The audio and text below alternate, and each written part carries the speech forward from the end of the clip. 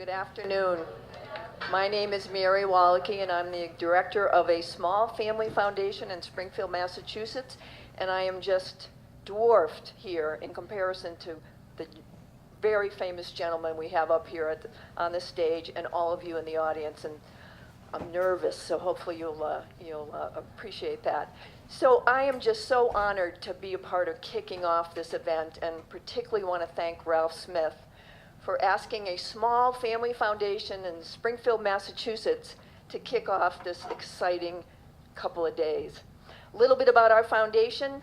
I think Ralph asked us to join because we were early adopters, or we didn't know enough to do something different, and we began to really take a look at this grade level reading issue. We have a trustee, his name is John Davis, and he walks around the office in Springfield carrying data. His motto is, "In God we trust, everyone else bring data." And we were doing a lot of work in education, and frankly, we were not seeing the results that we wanted.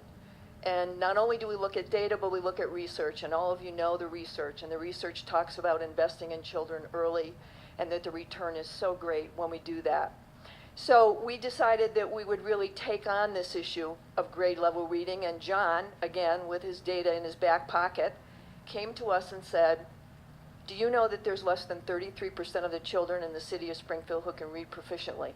He said, "Why isn't this community outraged?"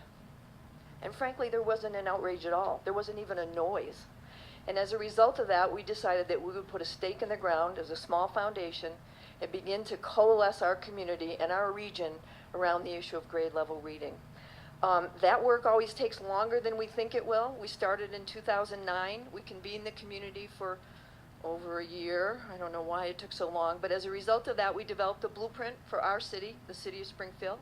We declared a goal: 80% of our children will read proficiently by the end of third grade.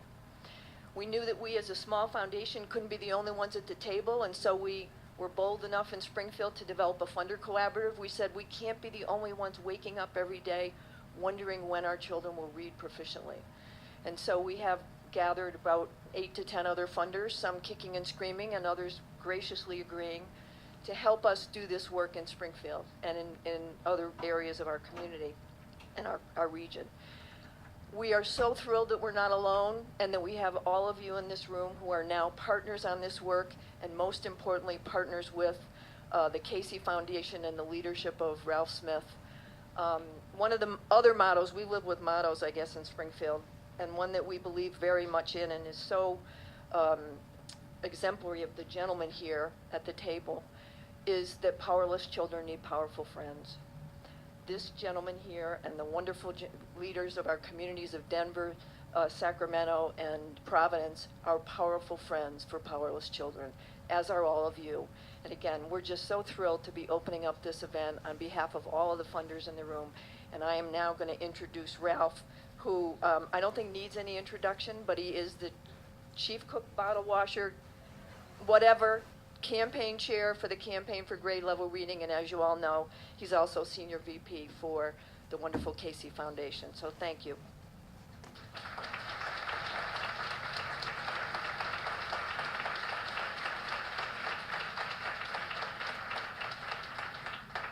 Good afternoon.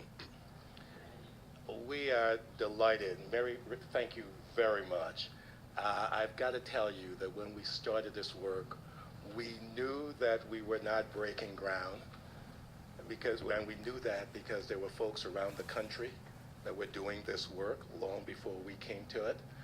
And the one who's doing it and who became our inspiration was this small foundation in Springfield, Massachusetts, that had developed these beautiful materials, that had launched a process, that had made a commitment, and was leading the way. We also found out that there was this little community in Richmond, Indiana, that had won a National Civic League All-American City Award because they were leading the way on grade level reading. And we wanted to reach out to the folks who were the true pioneers. We came to this issue because we were appalled that 80% of the low-income kids in this nation are not reading at grade level. We find that statistic appalling and morally reprehensible. And what we knew at the time we issued a call for action is that we had to continue to hold schools accountable to do better with the kids they had and not the kids they would prefer to have. But we also knew then that schools could not do it alone. We knew then and understand even more fully today that there are challenges that schools cannot overcome, and those challenges are particularly with those kids we have come to call the 3 strike kids. Strike 1, those kids who are too far behind when they start school to catch up by 3rd grade. Strike 2 are those kids who fall even farther behind because they miss too many days of school during the school year, too much instructional time. And it doesn't matter whether they're absent for good reasons or bad reasons, they're not there. And if time on task means anything at all, those kids are also in trouble. Strike 3, those kids who lose ground over the summer. And what we know about low-income kids is that every summer they lose more grounds. So even if they start out even if teachers heroically bring them even, they come back in September farther behind than when they left in June. We knew that those issues had to be solved in and by communities. And we made a bet that if we raised this up, that in communities, there would be the kind of outrage that your trustee asked for, and that folks would be willing to do the real work to change the trajectory and the life chances of their children. And today, we're here to tell you that we have 124 communities with 350 school districts, 8 million kids, half of whom are low-income kids, within this grade level reading communities network, and we are so pleased. And we wanted to make sure that we said it in this room to this audience, many of you who have been involved in leading and supporting that work. And what we've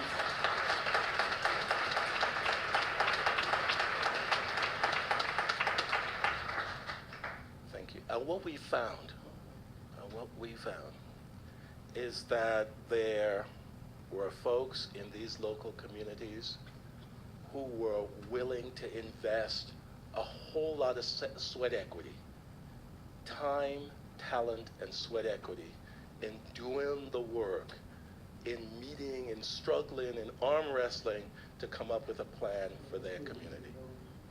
There are 1,800 organizations across this country that came into this process to produce those 124 plans.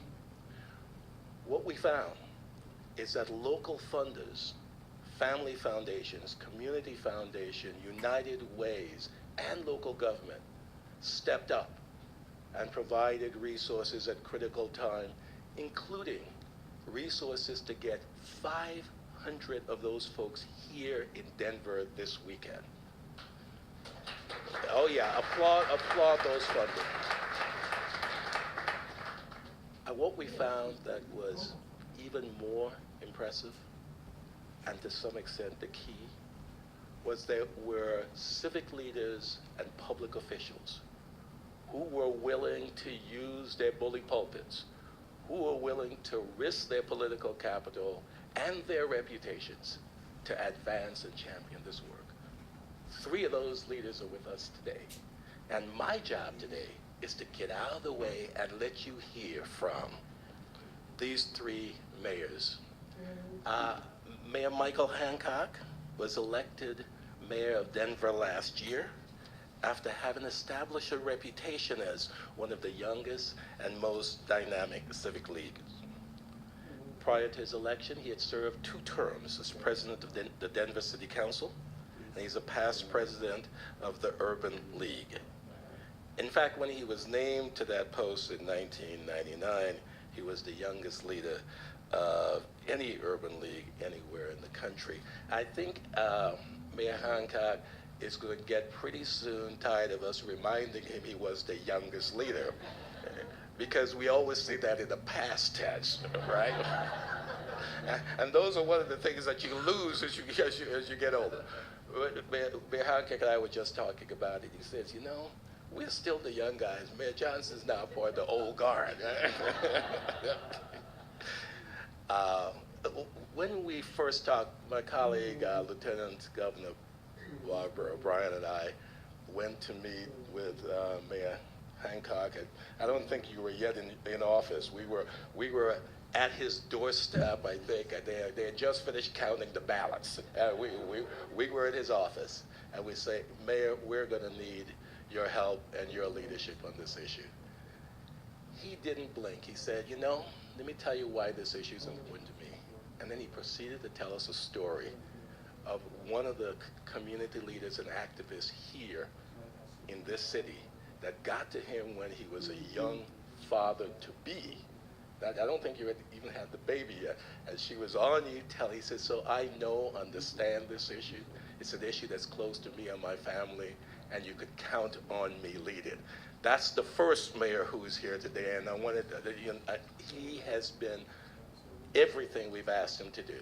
And the fact that he's here today at all, when he's had a fallen officer in this city, tells you something about what he thinks about this work.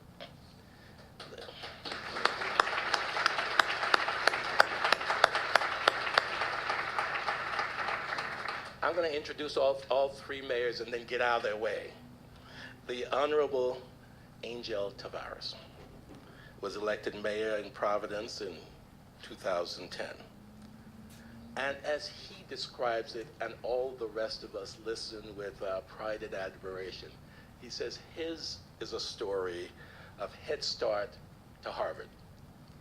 And when he says that, he conveys in ways more powerfully than anything else why he understands this issue, why he brings a personal investment to this issue. And you get that from his recent book, which is How to Do Well in School, which communicates directly with children that his journey can be their journey, and it's well within their reach.